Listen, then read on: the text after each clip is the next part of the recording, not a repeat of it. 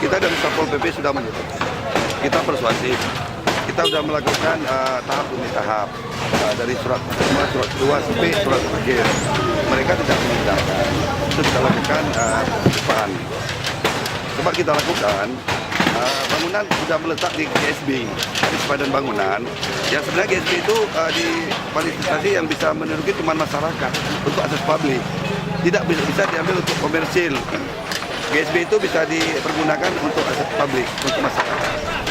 Jadi itu juga sudah melanggar Perwal nomor 44 di 2010, pasal 20. Dan juga melanggar Perwal Transtipum, Perwal nomor 11 di 2017.